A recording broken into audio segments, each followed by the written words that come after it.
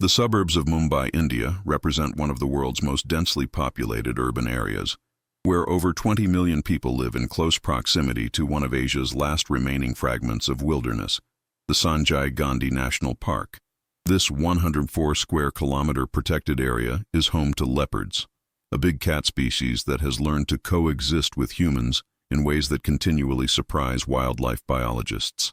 But on March 15, 2023, this uneasy coexistence created a situation so extraordinary that it would challenge everything experts thought they knew about wildlife identification, illegal pet trade, and the complex relationship between humans and predators. This is the story of the Sharma family and the animal they believed was a rare Bengal cat, until it grew large enough to reveal its true, terrifying identity. Raj Sharma, 42, was a successful software engineer living with his wife Priya, 38, and their two children, daughter Anya, 12, and son Arjun, 9, in a spacious apartment in the Goregaon suburb of Mumbai. The family had always loved animals, keeping fish, birds, and hamsters over the years, but had long wanted a cat. Not just any cat, but something exotic and distinctive that would set them apart.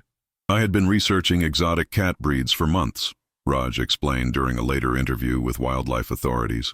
"Bengal cats are legal in India and are known for their wild appearance, spotted coats that look like miniature leopards. They're expensive, sometimes costing 50,000 to 100,000 rupees, but I wanted something special for the family." In March 2023, Raj encountered what he thought was an incredible opportunity.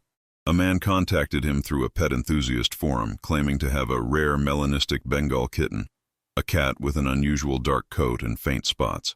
The seller explained that melanistic Bengals were extremely rare and valuable, which is why he was asking 75,000 rupees, a steep price, but seemingly justified for such an unusual animal.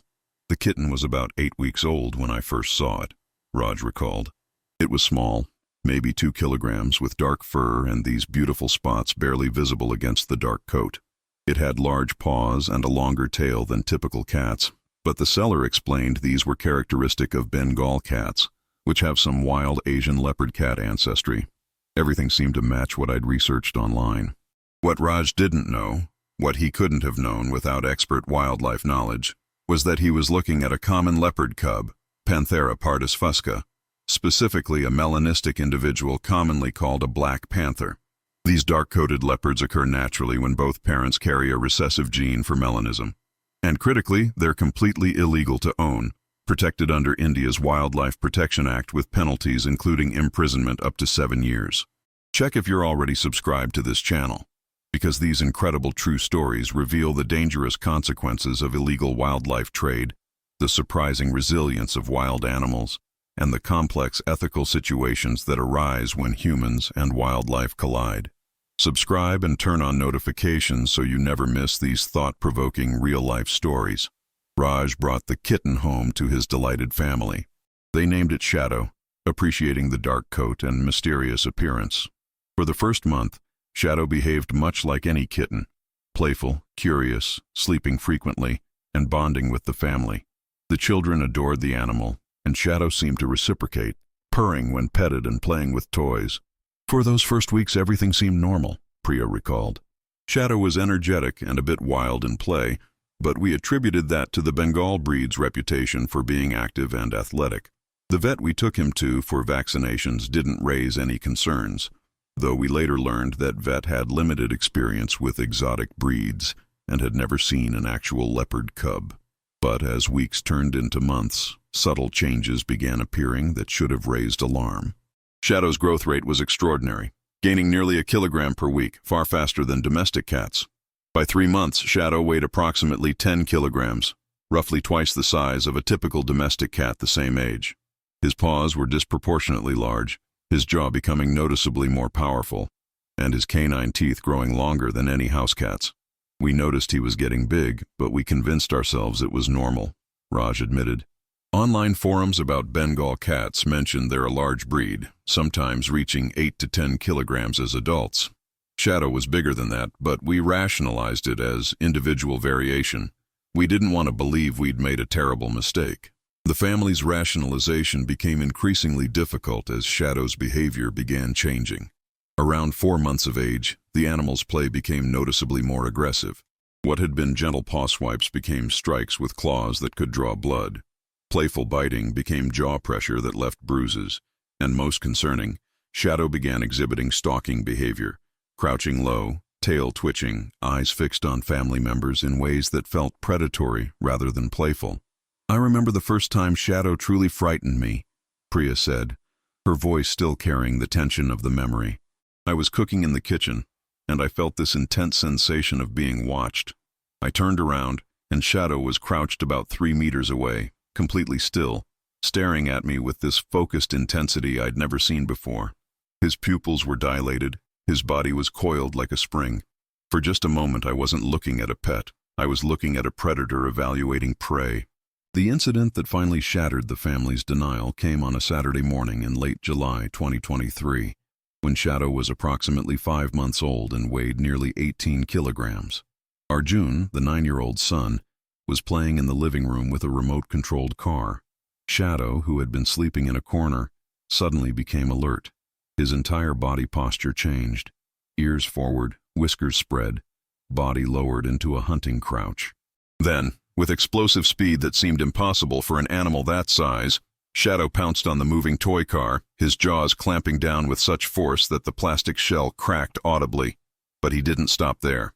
In a display of predatory behavior that is absolutely characteristic of leopards but completely foreign to domestic cats, Shadow grabbed the prey, carried it to a corner, and attempted to drag it onto a bookshelf, classic leopard behavior of taking kills into trees to protect them from scavengers.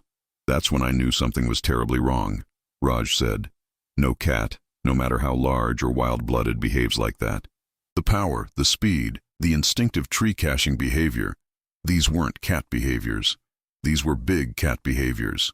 Desperate and frightened, Raj began researching more carefully, comparing Shadow's appearance and behavior to various cat species. The evidence became undeniable.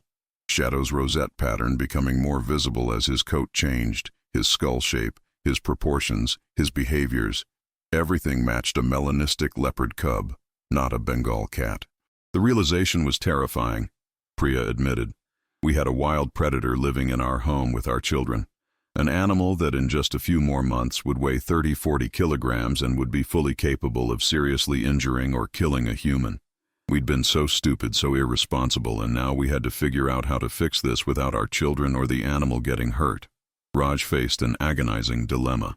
If he contacted wildlife authorities, he would face prosecution for illegal wildlife possession. The penalties could include imprisonment, massive fines, and certainly public humiliation. But if he didn't contact authorities, his family was living with a progressively more dangerous wild animal that could cause tragedy. The decision was effectively made for him when Shadow, now increasingly bold and powerful, attacked the family's hamster cage one night, killing and partially consuming 2 hamsters before Raj could intervene. The predatory instinct was no longer just play, it was active hunting inside their home. "After the hamster incident, I couldn't pretend anymore," Raj said. "This animal was hunting, and if I didn't do something, eventually the prey might be one of my children. I had to contact authorities, regardless of consequences." On August 3, 2023, Raj made a call to the Maharashtra Forest Department, specifically the Wildlife Crime Control Bureau. He explained the situation fully, admitting his mistake, and asked for guidance on safely resolving it. The response was immediate and serious. Within 2 hours, a team arrived at the Sharma residence. Wildlife veterinarian Dr. Anita Kulkarni, Forest Ranger Vikram Patil, 2 wildlife capture specialists, and a representative from Wildlife SOS, an organization specializing in wildlife rescue and rehabilitation. What they found both shocked and impressed them. "When we arrived, we expected to find a young leopard in poor condition, probably malnourished or showing signs of improper care," Dr. Kulkarni recalled. "Instead, we found a healthy, well-fed, 5-month-old melanistic leopard in excellent physical condition.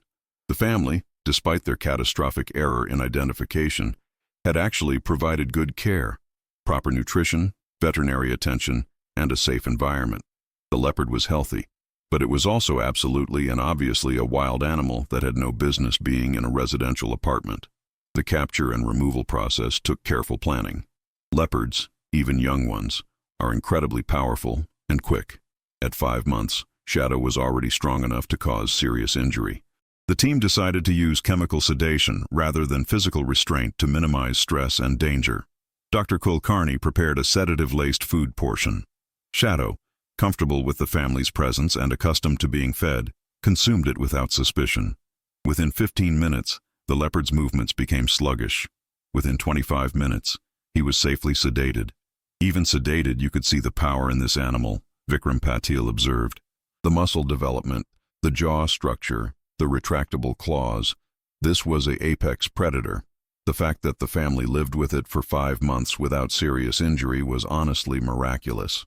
Shadow was carefully placed in a transport crate designed for large felids and transported to a wildlife rescue facility operated by Wildlife SOS in Manikdo, about 150 kilometers from Mumbai. There, he would undergo evaluation and, if suitable, eventual rehabilitation for potential release. The Sharma family faced legal consequences. Raj was charged under the Wildlife Protection Act for illegal possession of a Schedule I protected species. However, given his cooperation, his voluntary disclosure, and the fact that the leopard was in good health, prosecutors recommended leniency. He received a suspended sentence, a fine of 100,000 rupees, and mandatory community service educating the public about wildlife laws and illegal pet trade. "I deserved worse," Raj admitted during a mandated public awareness talk he gave months later. "I put my family in danger. I participated, however unwittingly, in illegal wildlife trade, and I deprived a wild animal of its natural life. The financial penalty and embarrassment are nothing compared to the guilt I feel." The investigation into how Raj obtained the leopard cub revealed a disturbing network of wildlife trafficking operating through seemingly legitimate pet trade channels. The seller who had provided Shadow was part of an organized operation that acquired young leopards, often cubs whose mothers had been killed by poachers or in human-wildlife conflict situations, and sold them to unsuspecting buyers as exotic cat breeds. This case revealed a sophisticated criminal operation, explained Inspector Ramesh Kumar from the Wildlife Crime Control Bureau. These traffickers specifically target melanistic leopard cubs because their dark coloring makes them easier to misidentify as exotic domestic cats. They coach buyers on what to say to veterinarians, provide fake documentation, and disappear immediately after the sale. We've now identified at least 12 other cases where similar deceptions occurred across India. The case sparked national conversation about several critical issues. First, the need for better public education about identifying wild versus domestic animals. Second, the dangers of exotic pet trade and the criminals who exploit people's desires for unusual animals. Third, the vulnerability of wildlife to trafficking even in protected areas adjacent to major cities. Wildlife biologist Dr. Ravi Chellam, who has studied leopards in urban environments for over 30 years, provided important context. Mumbai's leopards are a conservation success story. We have a breeding population of apex predators surviving in close proximity to 20 million humans. But this proximity also creates opportunities for illegal exploitation. When leopard cubs are orphaned, either through natural causes or poaching, they become vulnerable to traffickers who see profit opportunity. For Shadow himself, the outcome was ultimately positive.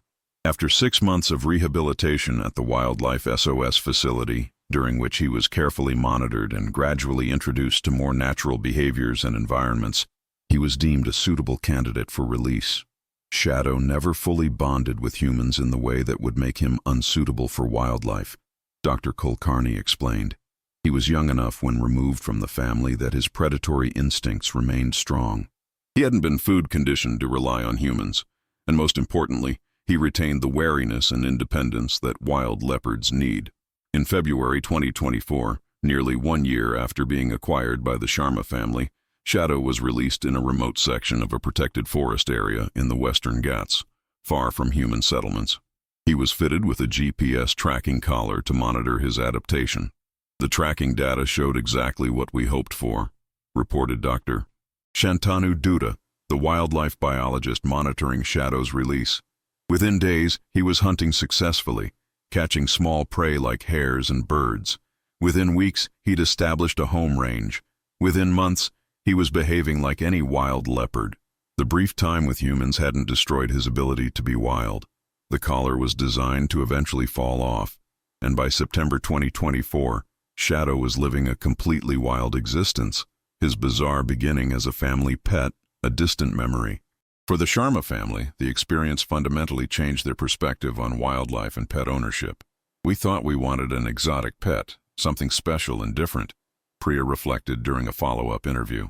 "But what we learned is that wild animals aren't pets. They're not possessions or status symbols. They're living beings with specific needs, instincts, and rights. Our desire for something special nearly created a tragedy." The family now volunteers with Wildlife SOS, helping educate the public about the dangers of wildlife trade and how to identify common trafficking schemes. Anya and Arjun, the children who had loved Shadow as a pet, have become passionate advocates for wildlife conservation and against keeping wild animals as pets. "I loved Shadow," Anya said during a school presentation about their experience.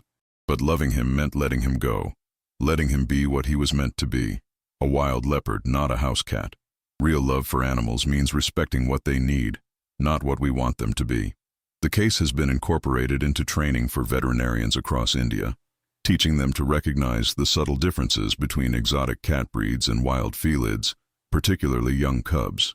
Wildlife authorities have also improved public awareness campaigns about the legal and safety issues surrounding exotic pets. 1 year after Shadow's removal, on a cool evening in August 2024, Raj stood on his apartment balcony looking toward the distant dark outline of Sanjay Gandhi National Park, where leopards, perhaps even cubs born to Shadow, were living their wild lives. "I think about him sometimes," Raj admitted. "I wonder if he remembers us, if those 5 months in our home left any impression. Probably not. He's a wild animal now, living the life he was meant to live, and that's how it should be. My only regret is that he had to spend any time in captivity because of my ignorance. But at least the story ended with him free. Many stories like this end much worse. If you watched until here, it's because you enjoyed this story. Leave a comment saying, 'I watched until here,' so I can get to know you and know who really enjoys the stories here on the channel. And if this complex story of mistaken identity, dangerous wildlife trade, and ultimate redemption made you think about our relationship with wild animals, hit the like button and share this video with anyone who needs to understand that wild animals belong in the wild, not in our homes. Subscribe for more true stories exploring the complicated intersections of human desires, wildlife conservation, and the ethical responsibilities we have toward the natural world.